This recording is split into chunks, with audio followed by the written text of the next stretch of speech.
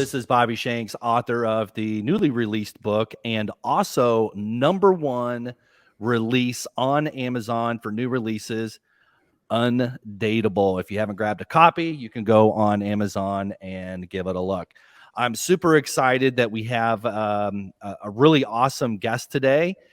Very well known, great story.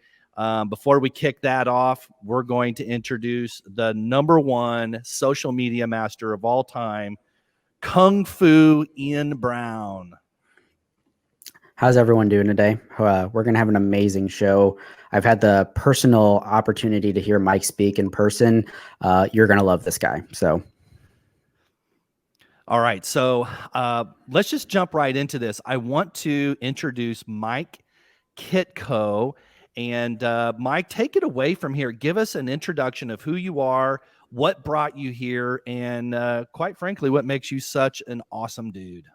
Gosh dang, man. So Bobby, Ian, guys, thanks for having me here. And this is my favorite thing. Ian seen me speak. This is my favorite thing to do in the world, is to literally just jam and light souls on fire. Right. The goal, there it is. The goal is joy. I want to highlight that, because that's something that over the last few years has really come to fruition in my life. And I thought that joy was making a lot of money, was being successful, having titles, just proving myself in corporate America. And what happened was, as I was ascending that ladder of success, air quotes, success in corporate America, I got more and more miserable. And on top of that, and probably the connection point with Bobby and the Undateable Story is my wife and I have been together since 1999. We've been married. We celebrate our 20th wedding anniversary this coming week. We're actually going to the Bahamas, and we're going to renew our vows. And we have an absolutely awesome marriage. But in 2016, we basically, after a long, successful run in corporate America, Fortune 500 executive leadership positions, I got terminated twice in about 20 months because we were in a very, very toxic, codependent relationship. We were both in active addiction, and we both fed each other's addiction. And outside, like when you looked at Facebook and you looked at how we showed up in the world and our wealth and success, man, we had it all. But inside of this house, inside of our family and our little kingdom that we had created, we kept the doors and windows shut because there was yelling and screaming and arguing, and it was just so toxic. And there was physical, mental, and emotional abuse. And there was even sexual abuse from time to time. And it was just a cacophony of just pain and misery. But you know what? We thought we had it all figured out, because that's just how life was. Like, marriage is hard. And we made it hard because we believed marriage was hard. And we believed marriage was beating the crap out of the other person to get them to be who you wanted them to be. And like, you needed to force your values on them. You need to force your values on your kids. And man, like I said, we didn't have it. I went to work every day for companies where I didn't want to go to work for. I didn't want to do the things that I was doing. I didn't want to wake up when I was waking up. And I didn't want to, there was no part of my life that I enjoyed. And meanwhile, the place where I was supposed to come home in this home and be at peace and recover so I could go out and serve the world at a greater capacity, it was even more volatile in my home than it was at work. So in March of 2016, I got fired from my second executive level position in about 20 months. And I basically hit the reset on my life, because the first time I got fired, I was told by a president of a company I worked for one time. He said, "You're not truly an executive if you don't get fired one time." So when I got fired the first time, I was like, "Got it. I'm an executive. I'm good. I'm a pro now." The second time, I knew I had to figure something out because it wasn't working. And I hit the reset on my physical, my mental, my emotional, my spiritual, my economic life, like how I was going to show up. And when I started making improvement and making strides in my life and in my health and in my, I decided that I want to start a business. My wife was not coming along for the ride. And I basically I did file for divorce. And at that moment, when I filed for divorce, because we had threatened for 20 years, right? It was just volatile and visceral. We threatened over and over. But when I literally filed for divorce, she's like, okay, I'm in. Like, let's create something awesome. And that's the last time I was ever attacked by my spouse. And that's the last time I ever attacked my spouse in any way, shape, or form. And we've built something magnificent, magical. We've built a business of our dreams. We built a life of our dreams. We're going to the Bahamas to celebrate our 20th wedding anniversary and renew our vows. And guys, we've rebuilt, we've rebuilt from the inside out, like clearing out the mental and emotional patterns inside of me that caused me to show up as a codependent. And it cleaned out the emotional and mental patterns in our abuse or in our relationship that caused the abuse. And we decided to never, ever compromise anything in life going forward, because at the end of the day, like the last chapter is already written, ... and then you die. We decided to live soul out for the rest of our life and really like not compromise and not settle. Like we want it all, like wealth, success, and happiness and joy, and wake up when we want and do what we want, say yes when we want, say no when we want, and never, ever force anybody else to appease us, to meet our needs. And it's really created a magnificent life. And that's why I'm here, guys, to encourage and inspire everybody that there's no risk. You're going to die. So just live soul out while you have the chance. So we do have some very specific questions, but before we get there, I want everybody to know who's watching this particular show. This is the first time since we launched this show about a year ago that we've actually had a married person on our show. Mike, you may not realize that, but everybody we've always interviewed has been a single person talking about single life. But the thing that's really important and very unique about you, not just because of what you do for a living and how successful you've been, but more substantially for the purposes of what we do here on this program, is we talk about personal relationships, we talk about human relationships, intimate relationships, romantic relationships. And you went through a major transformation with your wife, Angie, if I remember correctly. And you talked a lot about codependency, and codependency is a topic that we've had on the show here before. Can you just take a couple minutes before we dive into these other questions and tell us about what that codependency looked like? I mean, we don't need to know the most, personal, I'm not trying to take a shovel out here and dig too deep, but just give us a framework of what that codependency was like between the two of you. Awesome. And man, I don't mind the shovel at all, but look, the greatest visual for codependency is there's two types of love, right? There's I love you and I love you. And I'll dive a little deeper. This fist is the traditional approach to a relationship. This is the traditional approach to love. It means I love you so much, I'm going to smother you, and you can't leave because I need you and you need to be. I'm unhappy. You need to make me happy. I need you to not leave garbage on the counter because it makes me uncomfortable. You need to be who I want to be. You need to do the things that I want to do, and you need to make me feel loved. So that is how you're going to show up, and that's how our marriage is going to be. We're going to show up and we're going to make each other miserable together. And then there's love. That sounds delightful. And then there's love that says, I love you so much. I want for you what you want for you, even if that doesn't include me. And it also says it's love, letting others voluntarily evolve. It means I'm not allowed to tell you what you believe. I'm not allowed to tell you what your perspective is. I'm not allowed to tell you what to want. I'm not allowed to make a choice or a decision for you. You get to do that, and then I get to figure out if I still want on the bus or not. Wow. It means in every aspect of every relationship that you have, love is honoring the other person for who they are, celebrating them for who they are, even if it doesn't align with who you are. But this says, I'm uncomfortable, so you need to be somebody else. Yeah. This is codependency. Yeah, I bet a lot of people watching this program right now can identify with that.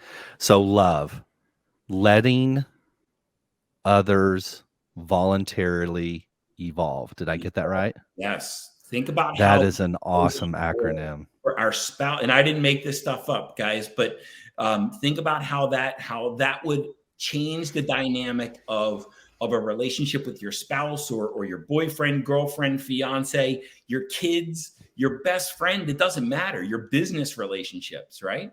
Like Yeah. you don't need to be, I just need to know who you are and what you want so I can help you get there and be more of that. Yeah. What goes around comes around. Isn't that right? Yeah.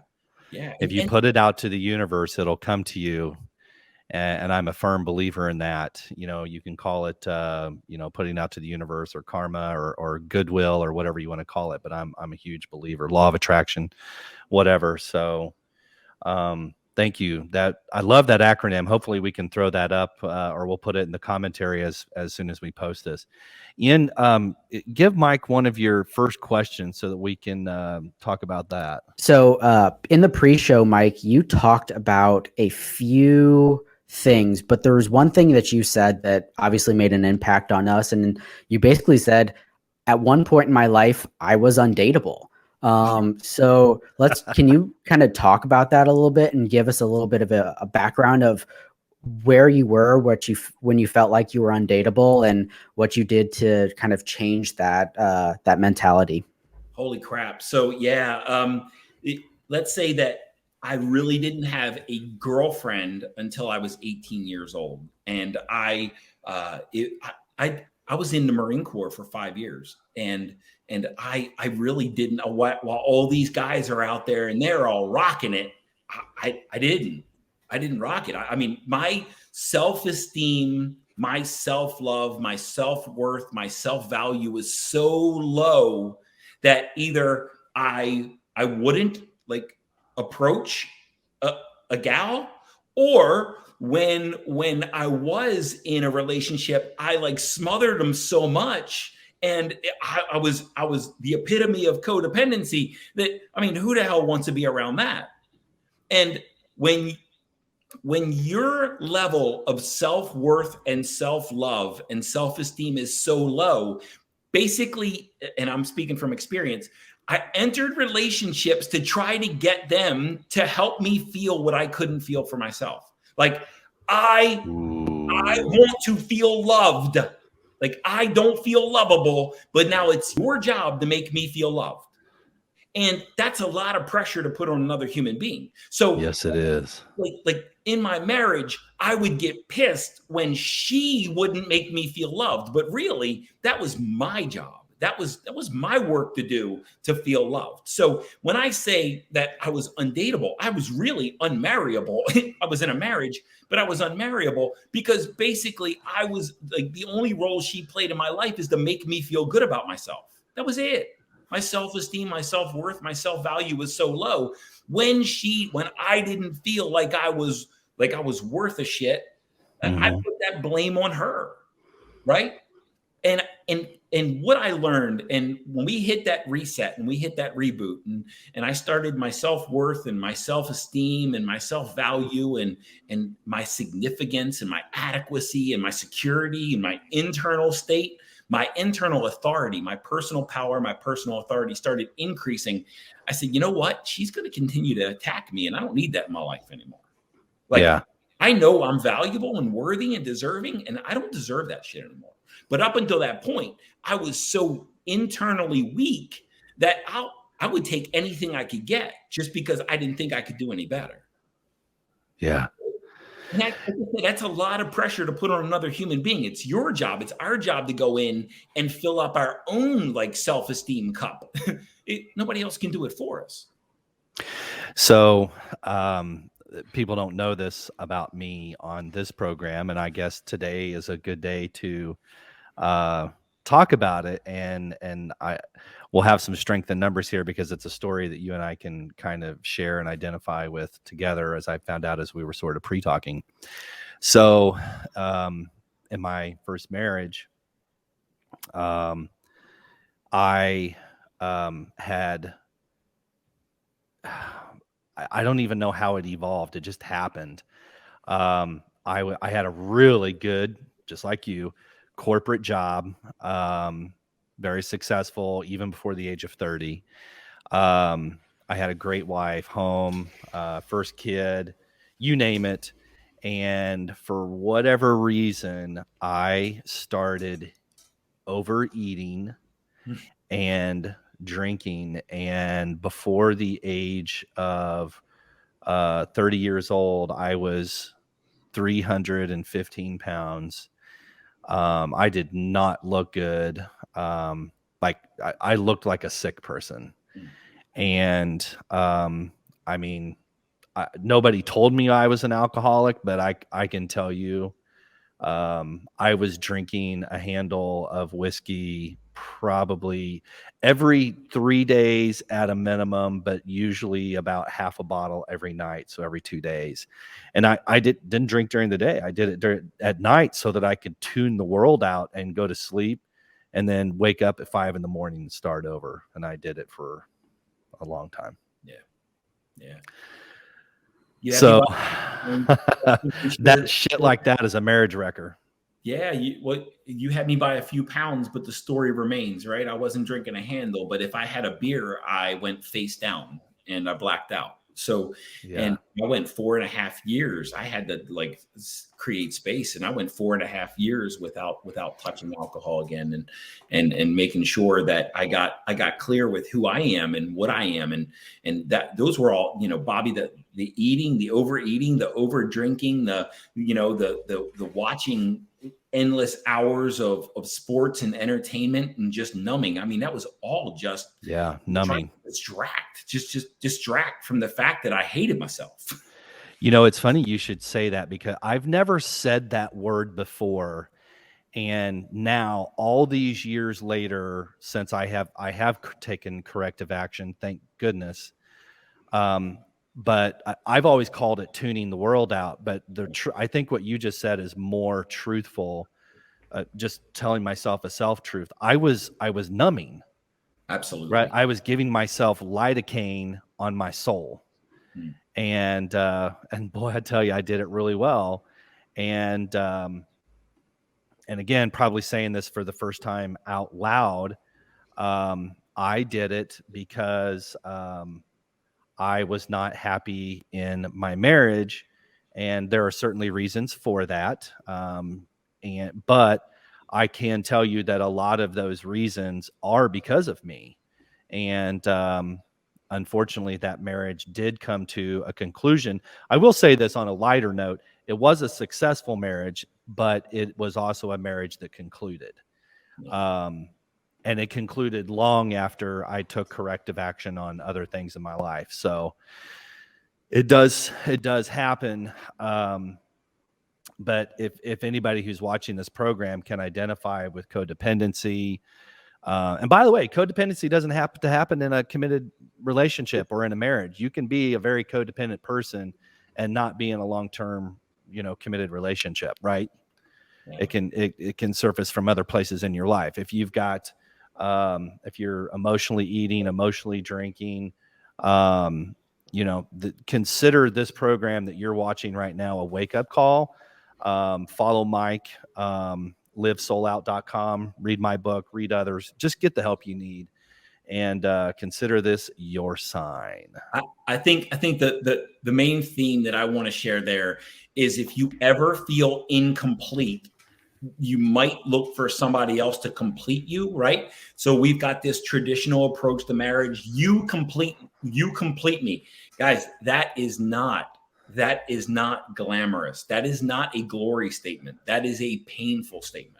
No one can complete you, right? My wife and I, Ian saw me speak a couple weeks ago, and I said, years ago, my wife and I, like 1 + 1 = 1.125. I mean, we were just like, we were less than 2 complete people, right? We were both, half complete, and we were a little better together as one person, right? But anyway, the point being is, right now, if we're not 1 + 1 = 3, what's the point? if you're not better, if you're not exponentially better together, if you don't create compounded results because you're together, then what's the point of the partnership? No one can complete you, but they can amplify you, right? So, but you need to, if you truly want to enter a powerful, awesome, loving relationship, you need to show up for yourself and lead yourself first. And only then can you lead somebody else. If you can't lead yourself, if you don't feel complete, if you don't feel fulfilled, if you don't feel independent, if you don't feel adequate, if you don't feel like you are a sovereign being completely equipped to take care of yourself, guys, don't go looking, or gals, don't go looking for a relationship to fix that. It's not. It's just going to. I could not be in more, basically, you just summed up my book. Fix you, you be you, get happy, get grounded, be emotionally leveled, be healthy, not just outside, but inside too. Because if you are not those things, you should not be out dating. Well, you're undateable. And I mean, I bring all of that up literally in chapter 1.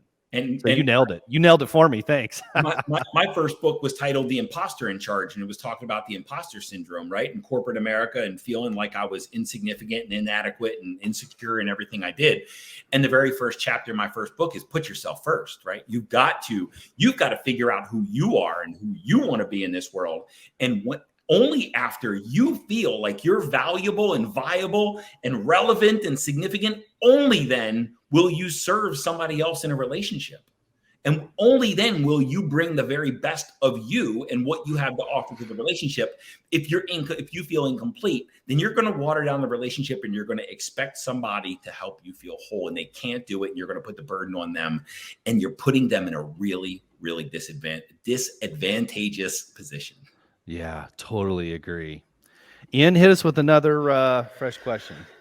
Yeah, this leads perfectly into my next question. And Mike, you talk about 3 barriers that kind of prevent someone from taking that next step in their life, and it sort of prevents them from living soul out in the way that you explain it. So can you maybe speak to that from a singles perspective? Like what are the 3 barriers that they put in front of them to keep them from that happiness and living that life that they really want to? Oh, some great question, Ian. Thank you. So the 3 barriers, and I'll talk about this in terms of singles, but it's relevant to everything. And even in business, right?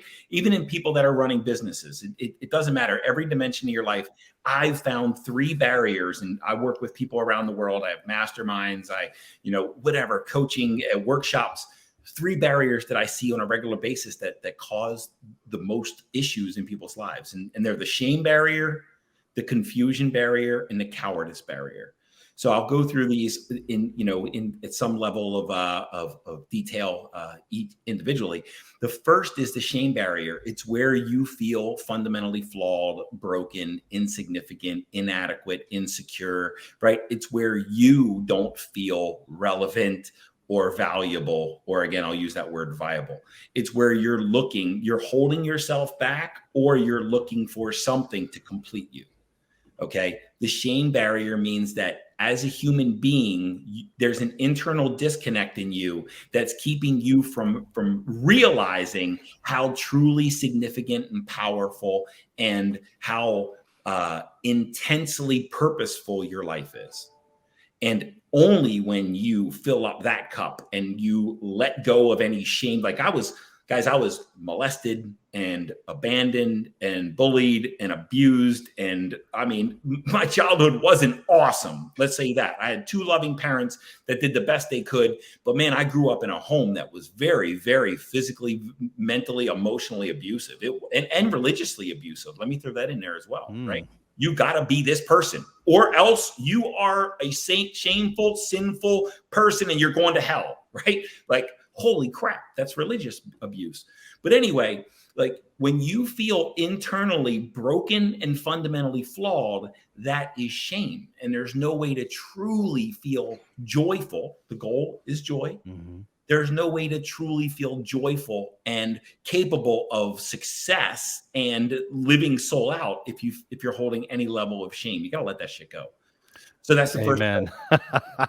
The second barrier is confusion. It's the opposite of confusion is clarity. It's knowing who you are, knowing what purpose you serve, knowing your value and utilizing that value in the world, creating value for other people in your zone of genius, doing what you do at a world-class level for other people, and getting clear about how you want to show up in your health, in your wealth, in your relationship, what you want your family to look like. You get clear about the life that you want to live, because if you don't, you're not going to live it.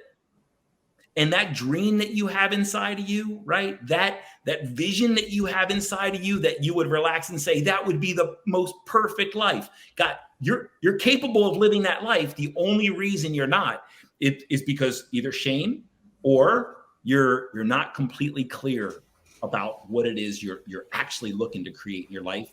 And number 3 is you're settling, right? The cowardice barrier. You're settling. Mm-hmm. You're not making that leap. There's three levels let's talk about from a business perspective. There's 3 different levels of how somebody shows up professionally. 1 is they're in survival mode. 2 is they're successful. And number 3 is they're in service mode, right? Survival mode, I just trying to pay the bills. Number 2 is, I got the money, I got the titles, but I hate what I do. Number 3 is I'm doing exactly what I want to do and I make a lot of money and a lot of people benefit from my life. And it takes a huge leap of courage to go from survival to success, and another huge leap of courage to go from success to service. And the cowardice barrier will keep you stuck in a marriage that's not serving you or your spouse, will keep you from not recognizing that you deserve the perfect relationship. It'll keep you in a state of settling. So guys, those are the 3 barriers. I see them in every person I meet in some level. I'm holding some of those barriers, right? And I think life is a process of working through those 3 barriers to spiral up. So I want to talk about cowardice. Mm-hmm. And I am afraid of what will happen, quote unquote. Yeah. And, when it comes to the world of dating, I'm not even quite sure how to poke this bear. So I'm going to ramble until I get it right. Are you ready? Yeah, man. Take your time. So what I have discovered as a, middle-aged single person, specifically single man, and now at this point, having done this for about a year and having interviewed lots and lots of people, people on the street, people on the internet, phone calls, people sending me direct messages, all of the above, people don't know what they want, but they can go on and on and on in their dating profiles, right? Dating apps, in their social groups, and even when they're on dates, they can go on and on and on about what they don't want. Yeah. And what I want to do is, I like you, right? Because you're approaching it from business and business relationships as well as interpersonal. Oh. And I just kind of have this little niche where I'm talking to single people. Is I want to tell people and show people and coach people and help people reprogram how to get off of everything that has burnt you. Or one of the biggest chapters in my book, it's called Resentment is the Mothership of All Relationship Failure. And I want to get people off that boat, and I want to show them how to better define, using core values, how they can describe and then search and find what they actually do want. Yeah. And so in that particular explanation of cowardice, that really hit home with me, because I was I was that guy for a long time. And here's the thing, not that I've had some great discovery. I think I'm just now kind of, I'm on the tip of the iceberg. I don't even think I've tipped. It- But talk about that. Talk more about the cowardice and how when you're in front of a large audience and, you know, somebody raises their hand and says, I'm ready, I'm willing, I'm able, I'm smart, I'm educated, I have the resume, I have the right job, blah, blah, blah, blah.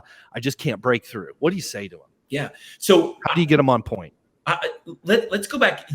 You pointed to the cowardice barrier. I want to go back to the shame barrier, because I think the one thing that in business relationships and in personal relationships, intimate relationships, it's literally being able to tell somebody exactly who you are and being willing and honest to be like so forthright, so vulnerable, so honest, so transparent. And if they stay at the table, awesome. It's fantastic, right? And if they don't stay at the table, awesome. Fantastic. Absolutely. So when I started off a speaking engagement one time, it's like, look, I was for 16 plus years, I was physically, mentally, emotionally, sometimes sexually abusive to my wife and my kids. It was a volatile house. And then there was somebody who got up and walked out. I'm like, awesome. I'm glad that they're no longer with us. Like, that's okay. And the same thing in a dating scene, right? If you show up and you hide yourself on your first date, now I'm not saying just go and let out like, here's all my garbage, you know, and just lay a bunch of emotional don't do that either. People. But if you're afraid of showing up as yourself, you've got to carry on that ruse for the rest of that the life of that relationship. Yeah, it's not going to work. Like, let yourself accept yourself, give yourself permission to accept yourself at the deepest, darkest layers and levels. And you'll find people magically who accept and appreciate exactly who you are. Yeah. And that's when you stand a chance to attract the person who you deserve to have, who's actually going to light up and fulfill your life, right? Like, create exponential results with it. But the cowardice barrier, I think what happens is we settle. We think that we can't find, we don't get clear about who we want. I think you said it exactly right. We know what we don't want, but we don't know who we want. We understand the qualities that we don't want, and we can list them. We can list 1,000 qualities, but we can only list 5 qualities of what we do want. And it's funny that you say this. I had a mastermind call. I've got a mastermind of business owners. And one of the lady business owners on there, she was on there with her husband. And she said, when those two met, they had both just gone through an exercise where they listed the top 50 qualities they wanted in a mate, in a partnership. and then they found them and they went through the inventory. Like, when you get clear about what you want, you're going to see those people like show up in your life. Yeah, you're right. Willing to accept yourself, appreciate yourself, give yourself permission to want what you want and to desire what you want. Get clear about what you want, not what you don't want. Because if you get clear about what you don't want, you're going to attract that shit. Get clear you will. about what you want, and then wait. Don't settle. Oh boy, my wheels are turning here. So, I believe everything you just said. I'm going to go a step further. What you just said was figure out what your core values are, your priorities, figure out what you want, right? Yep. List them. I actually have an exercise in my book where I ask people, stop reading, get a pen on this page right here in my book, write. So it's not just me rambling on, like there's some actual, exercises in my book. So I totally support that. 100% agree with it. And anytime in my life I've ever done that and, actually committed the thought to the written word, it's always worked for me. Absolutely. And you are right. When that happens, you're putting something out to the universe and you're attracting it to yourself. And then you said, wait for it. And I got to tell you, right? Look, man to man here, total, bro to bro moment.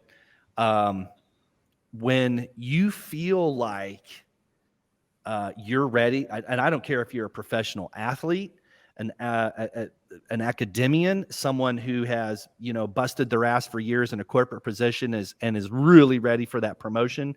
When you know that you're ready, that patience, that waiting in line for your turn at the water fountain, right? If you if you remember elementary school, I got to tell you, man, that shit is hard. Oh my gosh, it's so hard.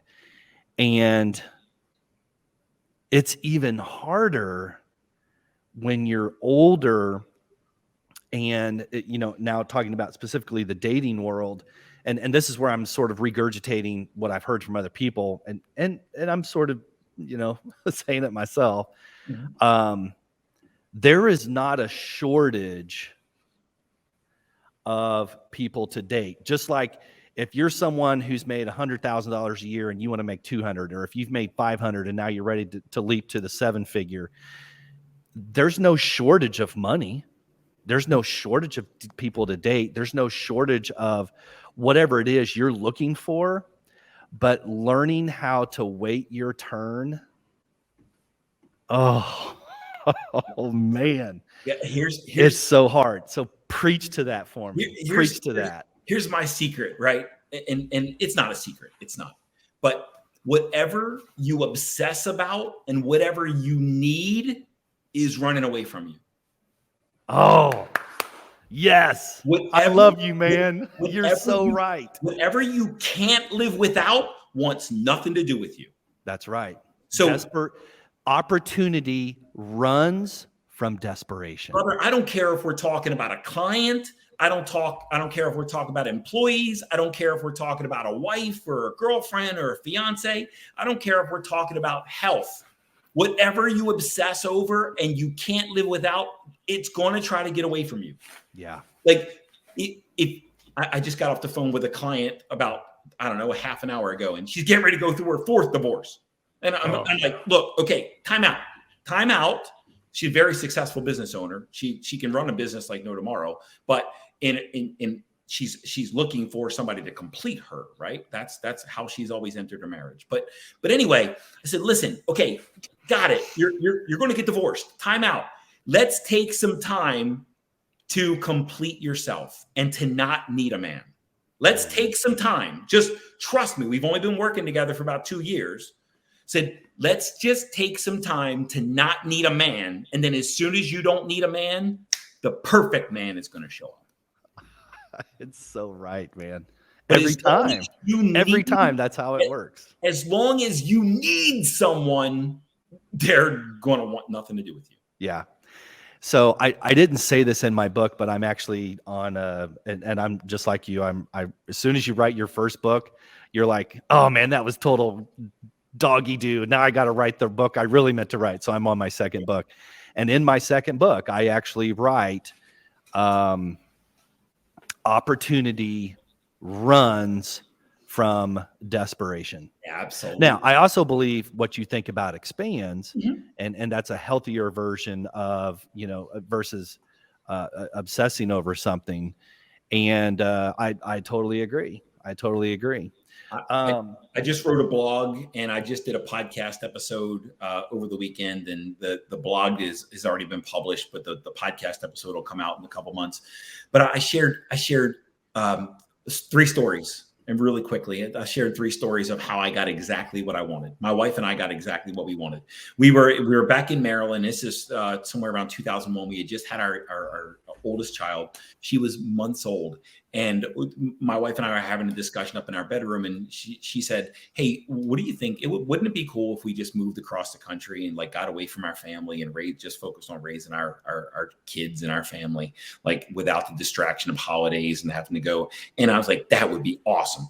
It wasn't a week or 2 later, and I'm not exaggerating, a week or 2 later, that my boss or our company came to us and said, hey, we're shutting the field office down. We're inviting 3 of you to move across the country, and Mike, you're one of them. And they literally moved our house, packed all of our stuff, paid closing costs, and moved us all the way across the country. We got exactly what we wanted. The difference is we thought that would be an awesome idea, kind of got clear about what we wanted, and then we just let it go and didn't obsess over it. We didn't think about it, right? We knew what we wanted. We just didn't think about it and then they said, hey, you want to move? That happened again when we were in Portland and we were ready to move. And my wife said, hey, if we're going to move, we didn't want to live in Portland for the rest of our life. She said, hey, if we're going to move, we got to move before the girls go to middle school. And like just like magic, my phone started ringing. Like the next day, my phone started ringing with recruiters from all over the country calling to see if I wanted, to interview for their company. We interviewed in Southern California, New Hampshire, Chicago, here in St. Louis. So we didn't have to force that and make it happen. And we didn't obsess over it. It just happened. And then when I started this business, I just said, I also want to start this business. Let's see how this goes. And then like people started contacting me. I started sharing some messages on Facebook and they started contacting me, and I exceeded the highest level of corporate income I had without any obsession or stress or struggle. Like, that's awesome. Guys, listen, I eat that stuff up, man. Listen to this quote. Life wants for you what you want for yourself. You just can't be in a state of desperation. That's all. So true. So, we're completely freestyle here. Okay. Mm-hmm. So I'm going to run something by you because I think that you have the experience and the acumen. And quite frankly, you've just been up to the plate so many times in coaching and in your corporate consulting and everything you've done. So I'm going to run something by you. At this time, I'm not doing any formal coaching. I'm gearing up for that, but I have been meeting with a few people, either kind of like this over the internet or over the phone. And I've had several people, but I've had one particular person here recently that kind of has this, and this is just more of what we've been talking about here.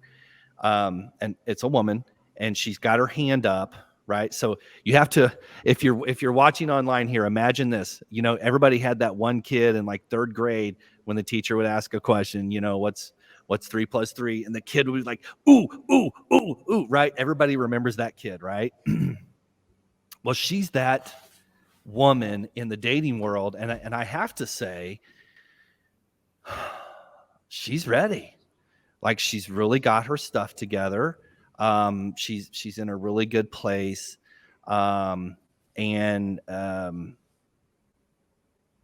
where she's at is, and a lot of people can identify this, regardless of where they are level wise, it's like, I got my hand up. Why me? Pick me. But she's not getting picked. And so she's coming to me and she's like, why me? Why me? Why not me? And and we've talked off and on for almost probably half a year now. And I finally said to her recently, and it was kind of one of those quiet moments. And I said, you need to learn here. Mm-hmm. Okay. She knows it here. She's smart as a whip, kind of like your client. But right here, I told her, I said, I need for you to learn how to disconnect from the outcome. Mm-hmm. You have to go if you want to grow. But where you're at in the growth process, you need to disconnect from that. Just keep going. Yeah. And I would like to know from you. Mm-hmm. I'm going to totally put you on the spot here. Is that good advice? What do you think, man? Disconnect from the outcome. So let me put this in business terms, okay? Because I would do the same exact thing. Now, I don't coach relationships, right? But look, it's all the same stuff. It really is, okay? It is. Some people might not think so, but it is. These techniques, these tools can be used in every dimension of your life. If somebody said, hey, why can't I start? Why isn't my business taking off? I would ask one single question. Do you believe that your business can take off? And they'd say, of course I can. No. Okay. Do you feel like your business can take off? Do you feel with every cell in your body confident that you will be successful? Do you feel without a shred of worry and doubt that you will achieve what you want to achieve? Well, I guess and we'll play that game for a while. And they're like, right. Well, I guess I kind of doubt this thing. All right, there it is. That's why. Like, unless you feel 100, look, faith, trust is a huge part of this game. If you're not holding infinite faith and trust that what you want is available to you, then that's why you're not getting it. So if you're obsessing, it's because you believe you can't have it, or you believe that life is trying to keep it from you, or you believe it's not available to you. There's a disconnect.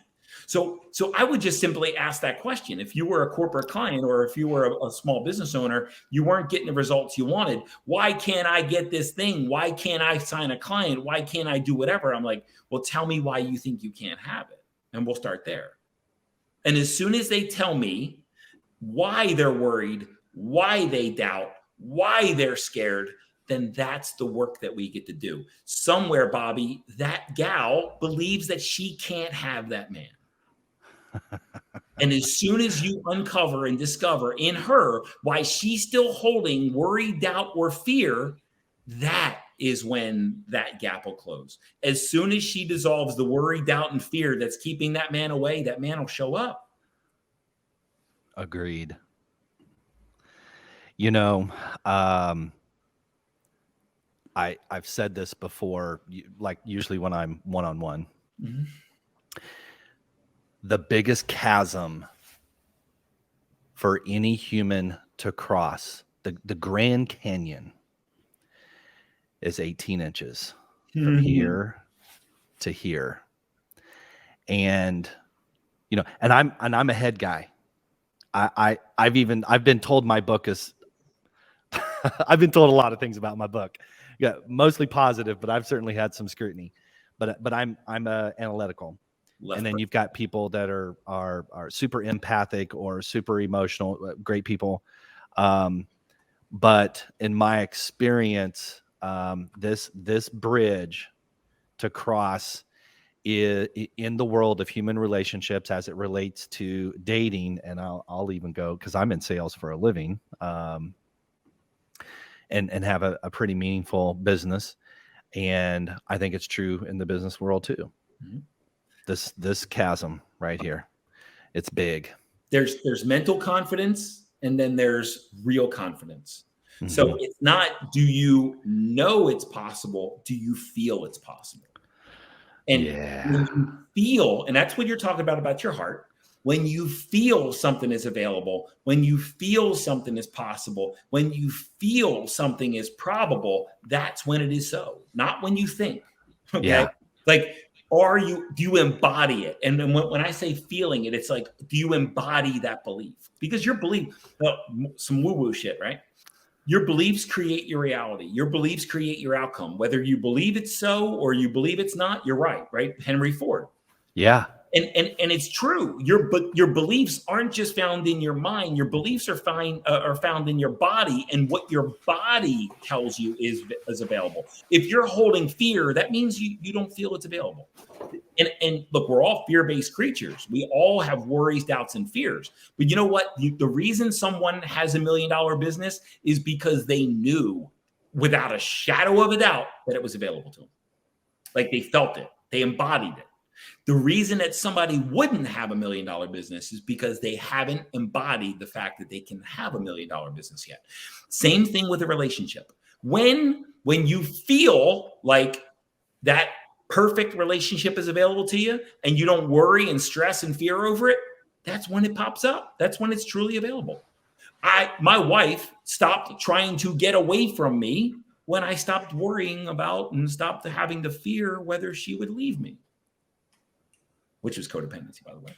Yeah. But the point is when you are certain at the cellular level that something is available, probable, it's right there for you, that's when you'll see it. That's when it's really real.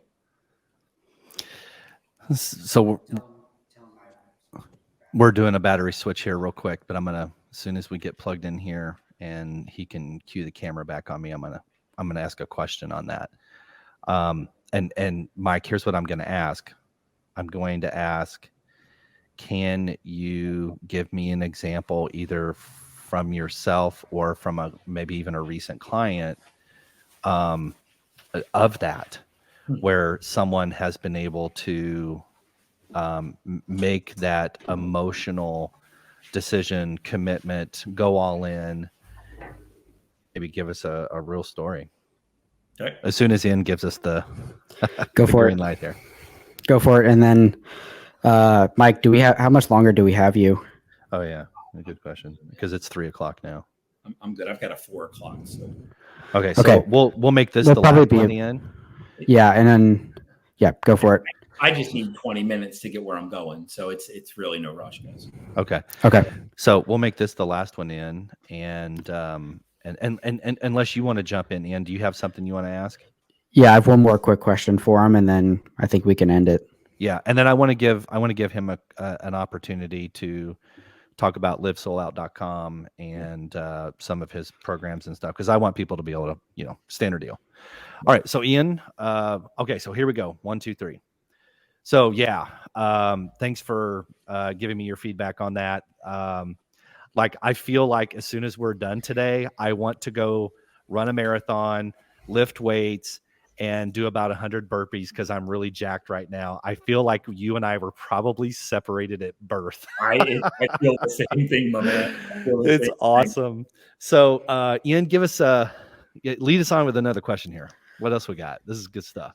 Yeah. So my last question is, Mike, if you could give a single person who's struggling one piece of advice or a starting point where someone can take that leap, what's step number one? Where do I start? Yeah, it all starts with yourself. It literally, and guys, it's so cliche, but self-acceptance, self-love, self-worth, self-esteem is the starting point. And this is why barrier number one is the shame barrier, because that's the exact opposite. Shame is the absence of self-esteem. Shame is the absence of self-worth. It's feeling fundamentally flawed or broken or irrelevant or insignificant. And the number one piece of advice I'm always going to offer everyone is start with yourself and gain radical acceptance. And let me tell you how this, the first thing, when I had my first coach, one of the first things he asked me to do is to go into my bathroom. I've got an office, a main floor office, and I got a bathroom right next door to it. And he said, go into the bathroom, and because he had been to my house before, go into the bathroom, look in the mirror, and just say, I love you. And guys, I couldn't choke those words out.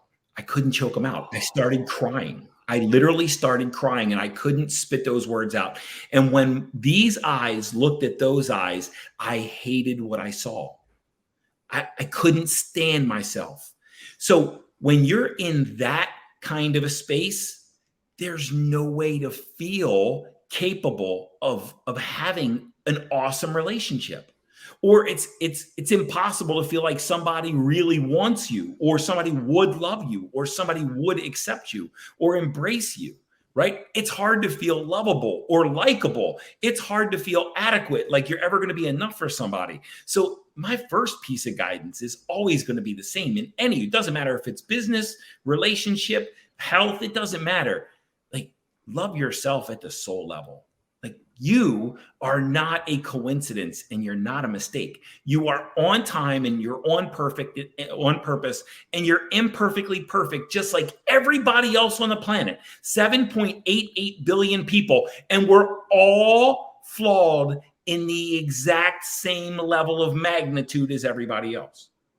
And there's a little Buddhist story that says if we all sat around a campfire and told each other our deepest, darkest secrets, we'd all laugh for lack of originality. Right?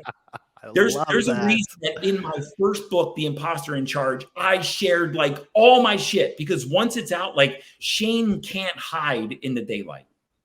You put your shit out for everybody to consume, suddenly you feel more valuable, you feel more normal, and then they'll say, wow, you too? In my mastermind, we spend more time telling each other, sharing each other our deepest, darkest secrets, because just from sharing, you're going to feel more normal and accepted and loved and appreciated, because nobody's going to run from you, right? I mean, I don't even flinch anymore when somebody tells me how they're the worst person in the world. I mean, I don't even flinch, because it's all the same shit. Yeah. Right. So guys, listen, the first part is to dive inside of your soul, figure out how you feel you're broken or unvaluable or unworthy, and resolve that. Once you do, you'll never need anything else ever again. You'll have everything you could ever require or desire in this world, because you'll see that you are the most valuable person on the face of the planet, just like everybody else. The people that have everything that they want feel valuable. The people who don't, where there's something, they feel something's missing, they're the missing pieces themselves and self-acceptance. So I have two things. First, Mike, I love you. I love you too, Bobby. I really mean that. This is, I love all my conversations, but it's kind of a man in the mirror moment, and that pun is intended, because just to be vulnerable for a moment, when I was just before my 30th birthday, I have psoriasis. Do you know what that is? You ever heard of that? It's like where you get dry skin and stuff. Yeah. And because of my poor diet and drinking choices at that stage in my life, my psoriasis was terrible. And I write a little bit about this in my book. And but I was in my bathroom and just got out of the shower, and I'm standing there in front of my mirror, and so at different times in people's lives, right, we have this intersection, these Y's in the road, and like you can't keep going straight from where you are. You either have to go right or you have to go left, and you have to make a choice. And that was my man in the mirror moment. And let me tell you, I was not, capital NOT, double underline, bold, triple exclamation point, I was not saying I love you to myself. I was covered head to toe in sores all over my body. I was really overweight and out of shape. And I right there, Mike, right then, I made a decision that I was going to go a different direction. And that was 16 years ago, and I have not gone back. As I heard that story, man, a line came up, and something that I use often. And when I first heard about, when I first heard this quote or this concept, I thought it was full of shit, but it's absolutely true, and it's relevant, and it's real. The world only accepts you at the level that you accept yourself. Oh, genius. I love it. Sees you exactly as you see yourself. If you see yourself as broken and flawed, like, the world will show you evidence of how that's true. You'll find all kind of people who agree with you, and they'll show you how it's true. But when you feel valuable and worthy and loved and lovable and respected and respectable and admirable, when you feel like you are purposeful, the world will show you that too. Yeah. All you have to do, this is a very holographic world. And I've done podcast episodes on this. This is a very holographic world. As you change on the inside, the outside world shows you who you're becoming. So you don't need to find your relationship. You need to relate more powerfully with yourself. And as you relate more powerfully with yourself, the world will show you evidence of that shit. The work that you have to do, whoever's listening, the work that you have to do is a lot easier than you could ever imagine. But you need to stop looking outside you for the answers. The answers are not outside of you. If you want a more powerful relationship, relate with yourself. If you want more wealth in the world, feel wealthy. Mm-hmm. If you want to experience more success in the world, feel successful. And the world will reshape itself. God, life, the universe, whatever you want to call it, doesn't matter. It'll reshape itself around what you feel about yourself.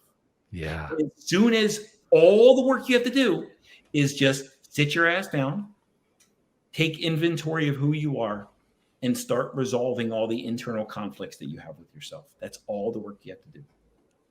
And when you get to the other side of this, you'll see that it was always easier than you ever imagined. But then you'll look forward and say, but that work is hard. And then when you get on the other side of that work, you'll see that that was easy too. It's just a matter of clearing out the internal clutter. The barbed wire is inside. It's not outside of you. Yeah. Whew. I'm actually breaking a sweat. I love it. It's fantastic. I love being mentally pushed and challenged. And I wish I had a pad of paper the whole time we were sitting here talking, because there were so many nuggets. This was such a great show. Mike, thank you for coming. Thanks, Bobby. We're going to wrap things up here, but before we go, because I know people are going to want to know more about you and how to find you, how to follow you. Can you give us, let's do this, give us your website, your social media, and the things that are the easiest way for people to reach out to connect with you online, to find out about you, and then ultimately to reach out to you if they're interested. Got it. Thanks. Give that to us. And look, I create content. I'm a very creative person. I talk a lot. I write a lot. My website is www.livesoulout.com, and that's soul, S-O-U-L, livesoulout.com. And on my website, you can connect with my blog. I release a new blog post every week. You can connect with my podcast. My podcast is titled Lead, Love, Profit, Play.